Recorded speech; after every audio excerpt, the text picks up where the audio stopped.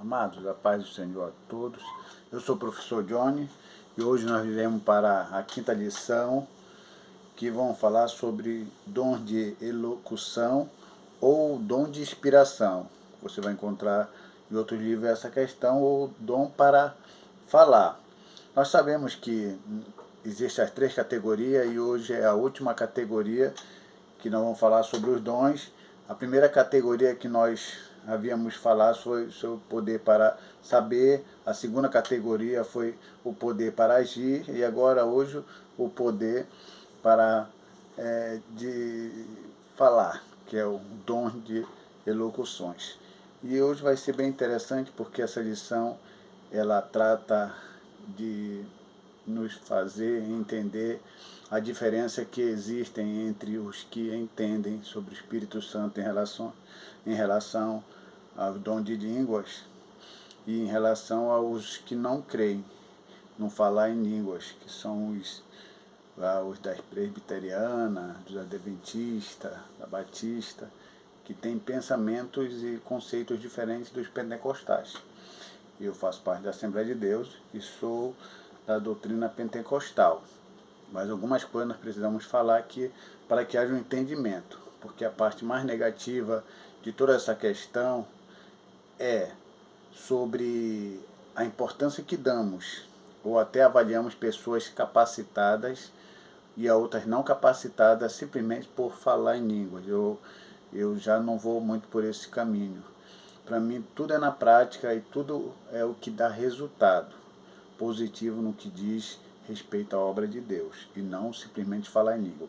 Você falou em línguas, você está capacitado. Você não falou em língua, você não está capacitado. Eu não vou muito por essa avaliação, mas os pentecostais, da onde eu faço parte, fazem essa avaliação. Isso já vem de muito tempo. Não sei quando isso vai acabar, eu não sei, talvez não acabe. Também não é uma coisa que me preocupe. Então aqui o texto áureo fala o seguinte: se alguém fala, fale segundo a palavra de Deus. Se alguém administra, administre segundo o poder que Deus dá, para que em tudo Deus seja glorificado por Jesus Cristo, a quem pertence a glória e o poder para todo sempre. Amém. 1 Pedro, capítulo 4, versículo 11. Então todos os dons que nós temos, e toda essa capacidade espiritual que é dado a nós, não é glória para nós, é glória para Deus, é glória para Jesus Cristo. A Ele pertence toda a honra e toda a glória. Isso é importante saber. Então, aqui na nossa introdução, nós vamos falar hoje sobre as profecias e variedade de línguas e interpretação de línguas, que essa é a última categoria dos dons, ali dito em 1 Coríntios 12. E aqui o tópico 1 diz, dom de profecia. O que é dom de profecia? Aí tem aqui uma definição: mensagem espontânea, inspirada pelo Espírito em uma língua conhecida para quem fala e também para quem ouve, objetivando edificar, exortar e consolar as pessoas destinatárias da mensagem. Aí tem um parágrafo que eu marquei: apesar de exortar-nos e não desprezar ou sufocar profecia na igreja local. Ok. Então, aquele que profetiza, ele vai falar acerca daquilo que Deus quer que seja dito a determinada pessoa. Então, a profecia ela vem para que a igreja não se corrompa. Então, ela vai estar ali, ela vem exatamente para edificar, exortar e consolar. Uma profecia fora desse entendimento, ela se torna ou uma profecia do homem ou uma profecia do diabo. Toda profecia que não exorta, toda profecia que não edifica, toda profecia que não consola, não pode ser uma profecia que vem da parte de Deus, porque ela foge das orientações que nós recebemos do livro sagrado. Só dessa maneira nós conseguimos avaliar e julgar a profecia segundo a palavra de Deus. Ninguém pode julgar a profecia por si próprio, a não ser pela palavra de Deus. Então a palavra de Deus nos dá pelo menos essa pista. E aqui nesse parágrafo que eu disse, que em alguns lugares, às vezes a profecia de Deus está sendo sufocada, porque a pessoa começa a estudar a palavra e começa a entender e de uma forma acadêmica e acha que já tem condições de dizer se uma profecia é de Deus ou não. E uma coisa eu digo a vocês, se uma profecia que está ali acontecendo através de um servo ou uma serva de Deus e você não tiver o discernimento, tem a palavra de Deus, mas nunca discerna por você mesmo, pela sua inteligência, porque você tem formação teológica, porque você se formou, porque você é conhecido, porque você tem nome aí no mundo religioso, gospel, ou seja lá o que for. Isso não te dá autoridade. Se você não tiver discernimento, não coloque o seu status como sendo condições para julgar, porque você vai acabar falando bobagem, você vai acabar falando coisas que vai entristecer o Espírito Santo, e se você continuar nesse processo de julgamentos injustos em relação àquele que profetiza, sem saber se realmente, sem a certeza de saber que ali está falando o Espírito Santo através daquela pessoa, você pode perder a sua salvação. Aí não adianta você ser pastor, bispo, nem que seja presidente, nada. Se você falar coisas em que o Espírito Santo falou e atribuir ao diabo, não quero nem estar na sua pele. Então tenha muito cuidado quando você for dizer que uma profecia não é de Deus ou não. Subtópico 2. A relevância do dom de profecia. Os crentes de Corinto deveriam julgar as profecias quanto ao seu conteúdo e a origem de onde ela procedem. Aí depois fala que ela possui 3 fontes distintas: Deus, homem e diabo. Então, a profecia do Antigo Testamento ela não era muito julgada. Quando Deus falava através dos profetas, eles falavam e nós não tínhamos a autoridade, ninguém tinha autoridade para julgar uma profecia quando era de Deus. Hoje em dia, sendo de Deus, ela tem que ser julgada segundo a palavra de Deus. Tem que exortar, consolar e edificar. Então é por esse motivo que eu digo que o dom ministerial, profético, com ministério profético lá no Antigo Testamento, hoje não existe. E o que existe então?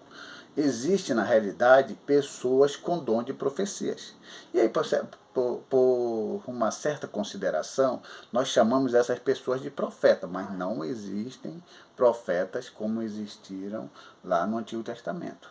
O último profeta foi João Batista, mas o último profeta foi João Batista no sentido também de que ele foi o último profeta que falou acerca do Messias.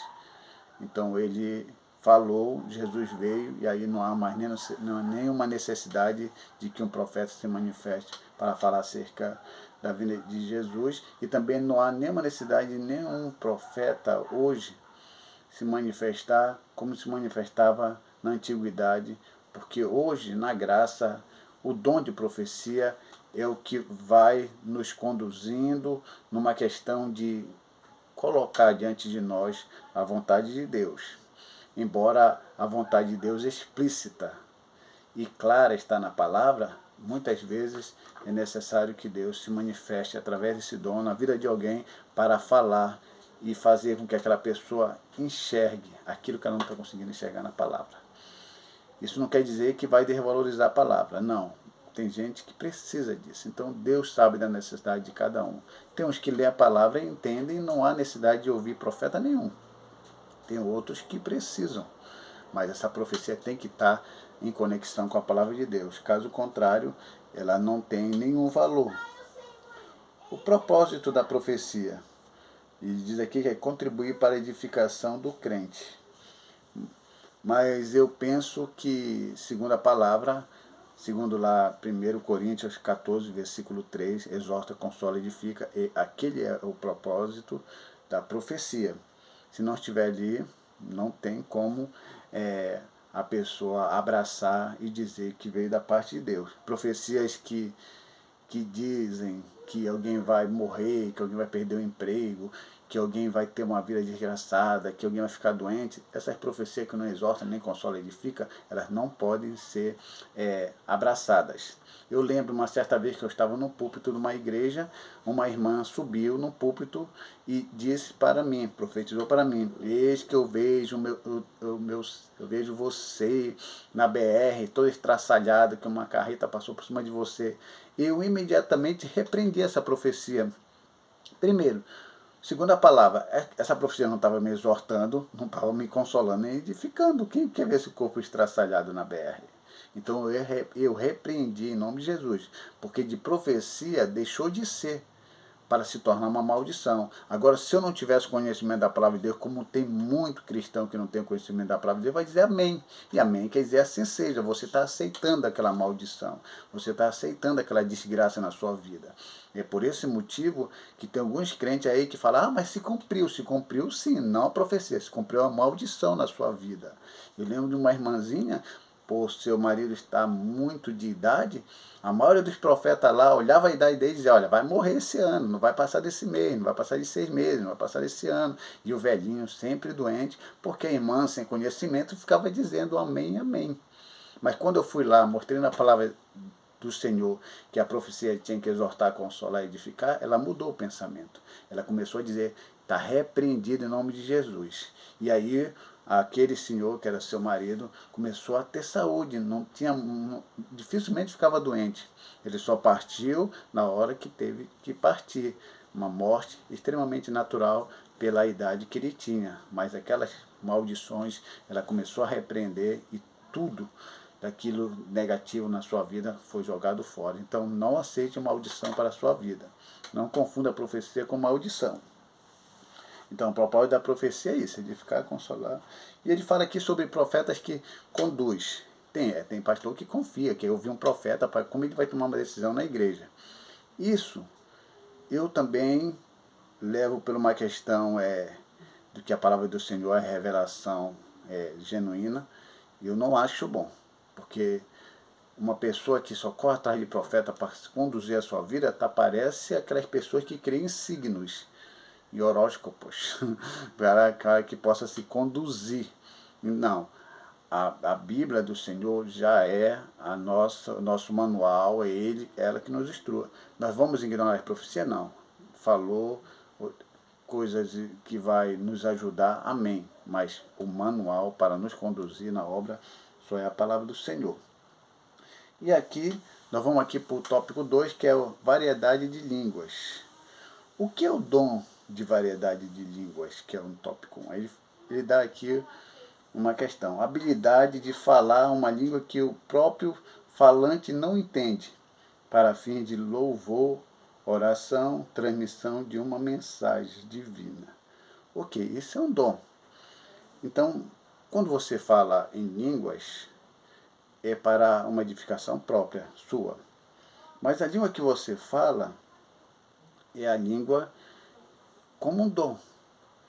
E aí há uma discussão muito grande sobre esse falar em línguas, porque o que fala tem prioridade nas igrejas pentecostais. O que não fala não tem, porque não tem essa preparação espiritual, assim essa avaliação. Como eu falei, lá na primeira aula, você pode olhar lá, que Billy Graham nunca falou em línguas e a Assembleia de Deus, que é pentecostal, abriu as portas para ele. Enquanto entre nós, que estamos aqui dentro do ministério, se a gente não falar em línguas, se a gente não for, como ele diz assim, numa segunda experiência de baseada com o Espírito Santo, não vai pregar nem no púlpito, se dependendo da regra daquela igreja. Mas Billy Graham chegou aqui e parou por 3 dias, e aí todo mundo fechou, foram para suas casas, ver Billy Graham falar pela televisão e convidar seus vizinhos e assim por diante. E nunca falou em línguas. Mas aí é outra coisa, eu não quero mexer nisso, mas você fica aí para pensar acerca disso. Então, o dom de língua ele é importante porque traz essa capacitação de você ter essa ligação com Deus. Qual é a finalidade do dom de variedade de língua, aqui no subtópico 2? Edificação espiritual do crente. Aquele que está falando precisa dessa experiência mais próxima do Senhor. Atualidade do dom. No dia do Pentecoste, todos os crentes reunidos no cenáculo foram batizados com o Espírito Santo e falaram noutras línguas pelo Espírito. Eles falaram outras línguas pelo Espírito, mas a língua das nações. Aqui tá claro, não adianta eu querer dizer que foram línguas desconhecidas, que ninguém sabia do que se tratava, não. Eram línguas conhecidas, que aquelas pessoas que estavam lá de vários lugares perceberam isso. Então eu não posso colocar aqui como uma língua estranha, de que aquele que falava não sabia e nem aquele que ouvia não sabia. Não. O que falava não sabia, mas aquele que ouvia sabia. Porque esse é um dom de Deus. Para que caso você não tenha essa facilidade de chegar no meio de um povo que você não sabe falar o idioma, se você tiver o Espírito Santo na sua vida, você consegue falar claramente a língua daquele povo, se você tiver esse dom de línguas. Bem que nós falamos língua aí nas nossas igrejas e esse nosso dialeto nunca foi assim identificado em nenhum dialeto. Alguns falam que é língua dos anjos, mas não existe nenhuma prova na Bíblia que a língua que nós falamos é a língua dos anjos. Porque Paulo falou, ainda que eu falasse a língua dos anjos, era só uma comparação. Se eu falasse a língua dos anjos, isso não quer dizer que a gente fala a língua dos anjos. E se não tivesse amor, nada disso valeria de nada. Era só uma comparação. E não está dizendo que nós falamos língua dos anjos. Ninguém fala a língua dos anjos. Porque até os próprios anjos, quando desceram aqui, falaram a língua das pessoas nativas, para que eles pudessem entender a mensagem. Se eles não falaram a língua dos anjos, por que eu devo falar a língua dos anjos para as pessoas não entenderem? Não, tem que falar a língua para que as pessoas possam entender. Eu quero ler um texto aqui com vocês que é importante. Essa questão aqui sobre Marcos capítulo 16, versículo 17, que diz assim: esses sinais hão de acompanhar aqueles que creem em mim, em meu nome, expelirão demônios e falarão novas línguas. É interessante que nós baseamos essa questão aqui de falar em línguas exatamente para o nosso lado, que são pentecostais. Mas se você perceber bem, novas línguas. No português, nova, dependendo do contexto, não faz muita diferença. Mas sabemos que o Novo Testamento veio do grego. Então, novas línguas, no grego, existe pelo menos duas definições para essa palavra, novas, que pode ser kainos ou neos. O que é a palavra kainos no grego? Que é nova. Quer dizer, algo novo, mas que já existia. E o neos, que também quer dizer novas. Algo totalmente novo que não existia. Qual das duas palavrinhas está lá no grego, nesse texto aqui de Marcos 16, 17? Interessante que nós podemos ver que não está neos, tá kainos, que é algo novo para aquele que está falando, mas que já existia. Ou seja, novas línguas seria novo para aquele que está falando, mas não para aquele que ouvia. Então a gente nunca pode pegar esse texto de Marcos 16, 17 e dizer que o falar em novas línguas é essa língua que nós falamos que ninguém entende. Não. No grego, kainos quer dizer exatamente ao contrário do que nós pensamos. É algo novo, mas que já existia. Quer dizer, que aquele que falava, ele não sabia o que estava falando, mas aquele que ouvia entendia o que ele estava falando.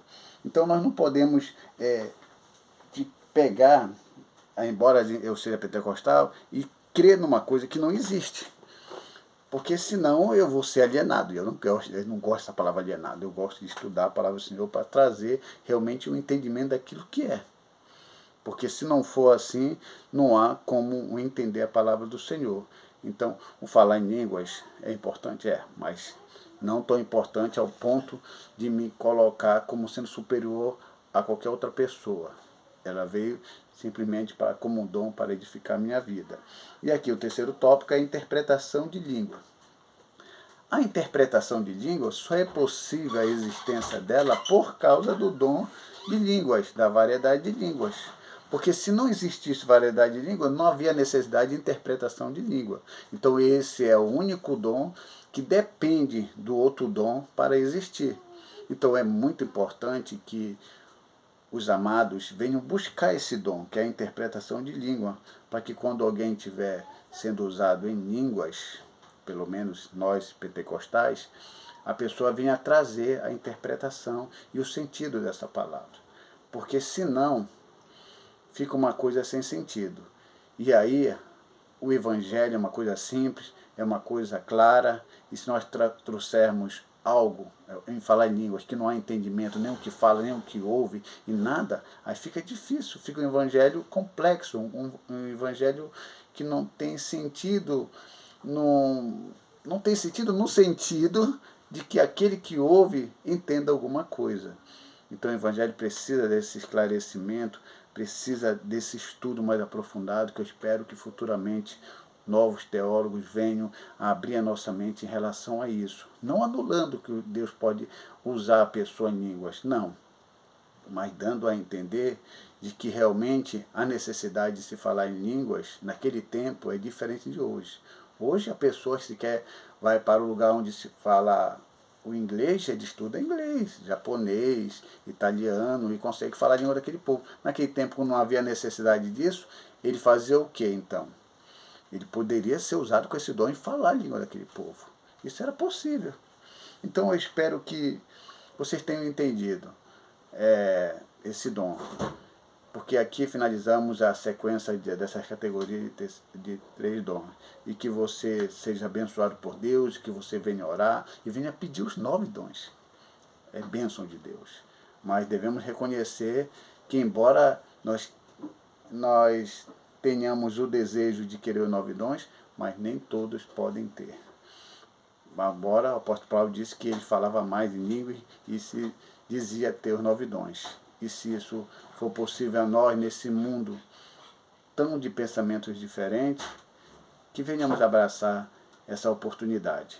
Que Deus abençoe a todos, em nome de Jesus. Amém.